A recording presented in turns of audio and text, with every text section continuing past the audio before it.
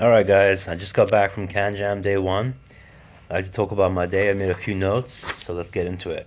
So I got there at 9:30 in the morning, right? The gates opened at 10. Very nice hotel, Park Plaza or something, Westminster.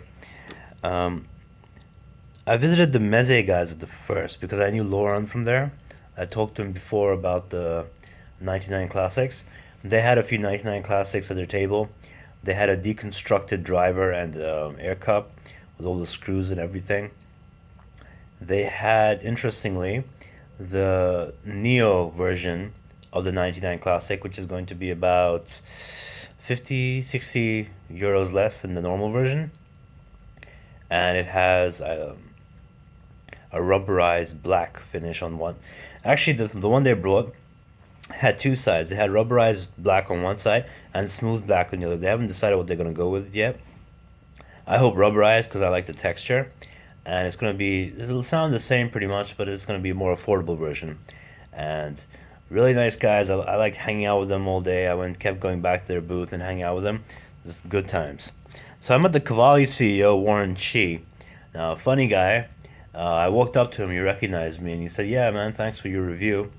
And he wanted to show me a few other things they have.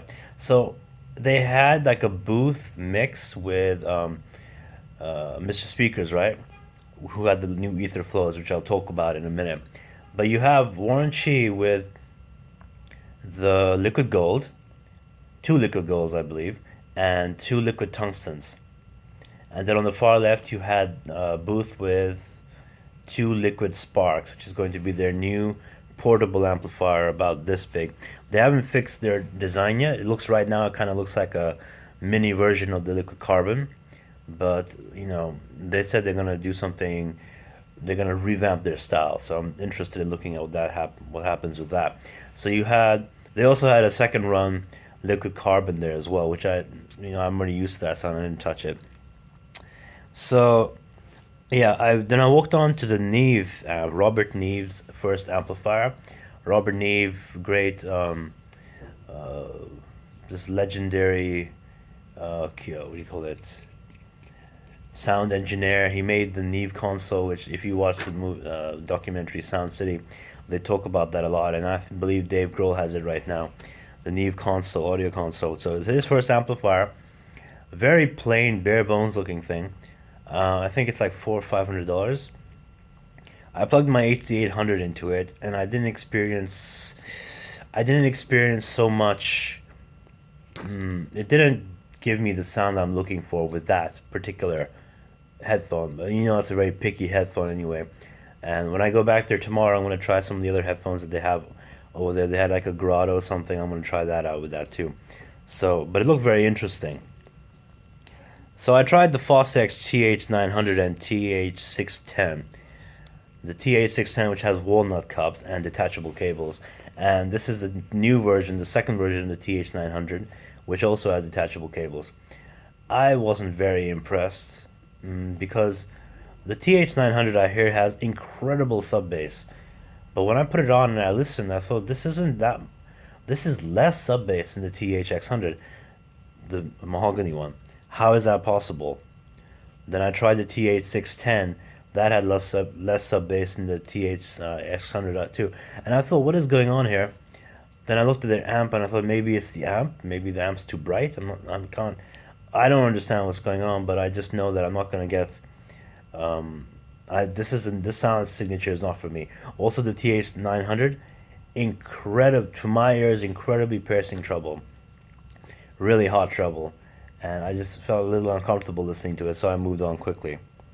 I tried the Hi-Fi Man HE 1000, right? At the Hi-Fi Man booth, they had a Hi-Fi Man amplifier. I'm not sure if the amplifier does it justice.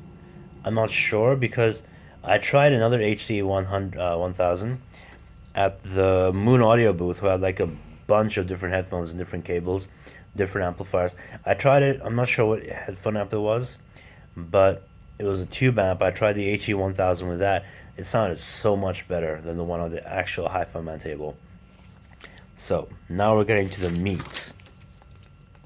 Oh yeah, first the HD 800S. Now I own an HD 800, right? It's a modded one, has the Super DuPont resonator mod and everything. So it's brings down the peak quite a bit, right? So I tried the 800S and I compared it. The 800S has more, the bass is more noticeable in the mix. Definitely. I was listening to songs and the bass guitar stuck out a lot more than it would with the 800. And that is considering the fact that it's an open headphone and it was loud as hell all around me. So every time I talk about an open headphone today in this vlog, know that there's a lot of ambient noise to consider. That being said, I did hear the bass more than I did on my AC 800 with the same ambient noise. However, the bass didn't feel as sharp and controlled to me. It felt a little more woolly, a little more loose. So there was more of it and had a more pleasing warm sound signature in the low end, but it felt more loose. The high end, and keep in mind this is from Sennheiser, paired with Sennheiser's own amplifier, and I don't know what it sounds like with something else. For instance, I tried it with their amplifier, and the high end was quite a bit piercing to my ears, even the 800S. But I'm not sure. I like to try with other amplifiers. I like to try with the liquid carbon or something like that. Oh, and I did try my 800 with the liquid tungsten, and that sounded great. That sounded really nice. But more on that later. So I actually, like it says here, I actually felt a bit more peaks in my modded HC 800, but I don't think Sennheiser's amp did it any favors. Yeah. So the DT 1990. Now this was a surprise because my first really mid-fi or higher than lo-fi headphone was the DT 990 600 ohm, which I bought back in 2012, and it's a very V-shaped sound. I liked it at first, but after a few years, once I bought my AC 600, I realized I like mids. I can't deal with a V-shaped sound so much anymore, and the treble was a bit hot on that too, so I sold it. But I tried this new thing, the DT 1990. I hope I'm getting that right. It's going to be embarrassing if I'm not. If so, I'll correct myself tomorrow. But it was very pleasant. It felt warm. Now you'll see that exclamation mark right there because I was surprised at a Beyerdynamic having that sound signature. So surprisingly warm coming from Beyerdynamic, yeah. Comes with two sets of velour ear pads. Now that was interesting because they had two sets of ear pads and they looked identical. And he said to me, one has a more analytical sound, one has a more musical warm sound. And I looked at them and I thought, but they look identical. And then he flipped them around and he said, actually, all the changes are in the back, so you can't really see it from the front. Otherwise, it's the same material on your ears. So he switched them around for me. I was listening to the Ride the Lightning album on Metallica on my DAP. I listened to it and I thought, well, this sounds way nicer than I remember the DT990 sounding. Definitely. Tesla technology and everything is actually quite fast too. The transients are very fast, and even when you switch to the analytical one, I felt the solo came out a little more evenly, the guitar solo, but otherwise, overall, it was still a very pleasing sound. The sound, he has it written here, both were not sibilant, and the sound had some strength to it. Definitely, the sound had some strength to it. And I was running it out of my DAP and my VE Runabout Plus, which I'll talk about in a minute because that really impressed me today, pairing with different stuff. Ether C-Flow. I spent the most time with this headphone. There were lots of people lining up to try out the Focal Utopia and that sort of thing, but I wanted to try this out first, and I got a good amount of time with it, I'm glad to say. So the Ether C-Flow, the closed edition of the new Flow version, effortless sound.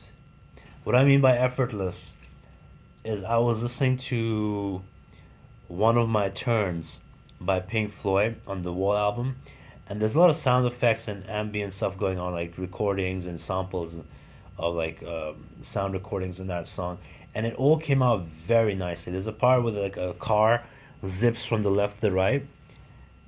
It was so realistic sounding. This had such a low noise floor. It had no bloat at all. Absolutely no bloat. A very detailed sound. and the separation was extremely nice. I found the separation like its best quality.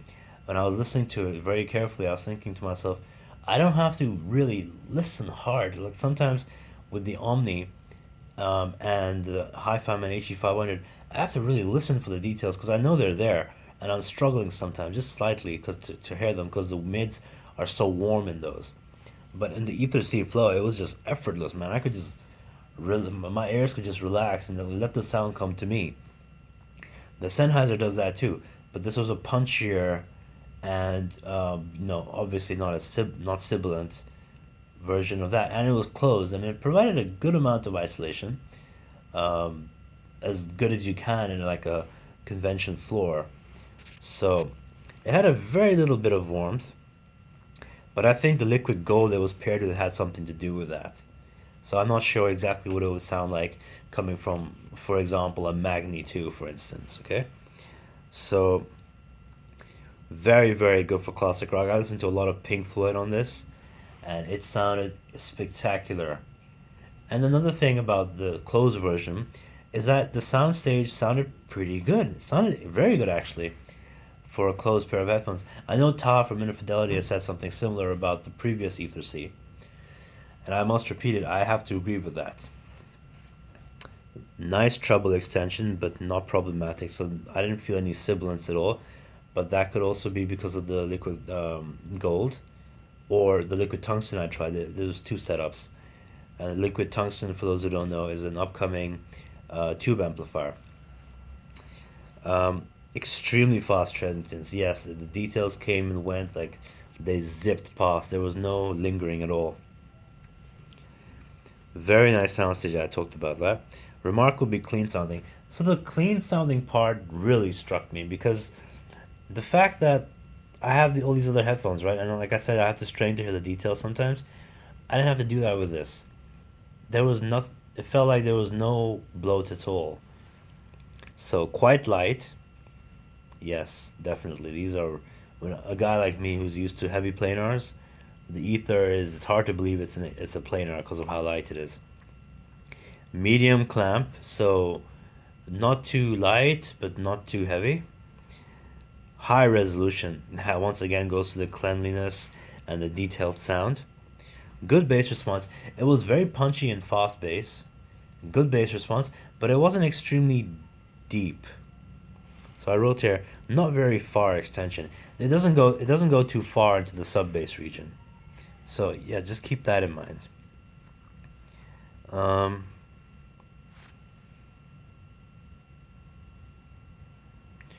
I'm not sure what I wrote here, but anyways, this is going to be for the Liquid Spark. Just a quick bit of information. Into 50 ohms, it provides 350 milliwatts of power. Now you can see these two words, right? Ilaire, Utopia. So you know something big is coming in the next page, right? Let's start with the Utopia. Pretty... What the heck did I write here? Oh, insane. Okay. Sometimes I don't know what I've written. Pretty insane separation. Now that is the main thing about the Utopia. It was picking things out of songs and throwing them at you like, did you know this was there? Did you know that was there? And I'm sitting there going, no. Well, maybe, but it wasn't emphasized as much before. That's what it did. It dragged things out of songs and threw it at me. And, oh, by the way, they were using a Naim DAC V1 or something. Naim DAC V1. So, I'm not familiar with what that is, but it wasn't like some spectacular setup. Seemed like a very easygoing setup. And I didn't have that much time with the Utopia at first. I had to come back later on in the day at another booth to have more time with it to talk about it and make my notes, because it is by far the most popular exhibit there. It was hard to find an empty seat in front of that thing. And there were only two in front of the whole room, so high demand. So, very natural acoustic guitar production. Yes, I must say, better than the Cherry Omni even. Very nice acoustic guitar production. The best I've heard in headphones. By far the best. The thing about it sounded like a very natural pair of headphones. I'm not sure how it would sound if you threw EDM in it, but if you listen to like rock music or just music with electric guitars even and acoustic guitars mainly, you will find it very pleasing and very nice. The air around the piano in the sun. Yeah, I listened to Coldplay as a scientist, right? And I heard a lot of air around the piano in the intro. A lot of I listened to that carefully and I thought I never heard it sound like that before. That is impressive. Also listened to God Put a Smile Upon Your Face by Coldplay, which also starts with acoustic guitars, double layering. Very, very nice and pleasing on the Utopia. Quite a bit of snap to the sound. Yeah, so later on when I listened to like Slipknot, there was a lot of the snares are snapping and there was nothing felt like it was thudding or anything. Insane cymbal clarity, yes, yes, absolutely. Every cymbal rang out very clearly in the mix, but it didn't hurt. So it did get a little harsh, just slightly, but it didn't go anywhere near HD 800 territory. Not overly warm, but still pleasing. Not very bright. So yes, those treble peaks or whatever they happen very very rarely. Overall, it was a very pleasing sound, but not overly warm. Just a very natural sound overall. Oh, they also had a 149 pound portable, they say for use for smartphones and stuff, portable pair of headphones called the Listen. So the Focal Listen. I listened to the Listen, and I felt the treble was a bit hot, but the detail was very nice for a portable pair of headphones.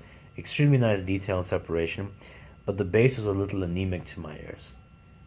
Like the bass on the Utopia isn't like some spectacular thing, but on this it felt a little for something you're going to be carrying outside. I felt it should have been a little bit more in that regard. There's a bit of snap to the sound also with the listen. So the Ilaire. Now the Ilaire still has a lot of the Utopia strengths, but not nearly as what is this word? I'll just say prominent. Okay. So how can I? It's very hard to compare the two. There was an old man who was listening to one and he listened to the other and he was talking to me afterwards. This German guy, he said to me, he's like, "This is 75% of the other one, sound quality wise, maybe even 80%, but it's the other one is 4 times the price. How does that make sense?" I said law of diminishing returns mainly, but otherwise I don't have an answer. I'm not going to argue about the price of the Focal Utopia, which for those who don't know is $4,000, while the Ilaire is $1,000. It's not up to me to discuss that until I have more time to listen to them and compare them to something else in their price range. But the Ilaire, I felt that the Ilaire was something that I really enjoyed to listen to. I felt it was quite incredible for the price, which by the way isn't low. $1,000 is not low by any means, but I felt like compared to other $1,000 pair of headphones that I have, which now include the HD 800 and the ZMF Omni, I felt it held its weight quite well. Critical price. Same natural sound. Now this is very important to me. The same natural sound the Utopia had, the Ilaire also has. It's just not as refined. To bring stuff out of the mix, it also does that too. But it hits a bit of a ceiling though. Now how do I describe this ceiling? There's a certain point where you realize, especially if you're going straight from the Utopia to the Ilaire, that there could have been something more there, but it's rolled off just slightly. Not treble, but there's some detail roll off, if that makes sense. Slightly dense sound, not at all sparse. Just like the Utopia, the sound is rich. It's rich and lush and natural sounding. It doesn't feel sparse. It doesn't feel like too lean in some areas. Meaty, but treble not rolled off. So yeah, once again, natural sound, very warm and not very warm, but very natural sounding. But not the treble isn't very rolled off, so there's a good amount of detail. So that's all for my notes. In other words, I had fun. Tomorrow I'm actually going to do some other stuff. I'm going to try interviewing a bunch of people who can, because actually, to be honest, there were quite a few salespeople there who didn't really know the product so well. I want to interview the people who do know their product inside out, and I would say the Meze people are definitely in there, And Dan from Mr. Speakers could talk your ears off about his product. He knows it inside out. He told me some interesting stuff. I'm gonna try and get him to say it again tomorrow. So that's been my 20-minute, not even quick vlog about today. And I'll see you tomorrow for another one. Cheers.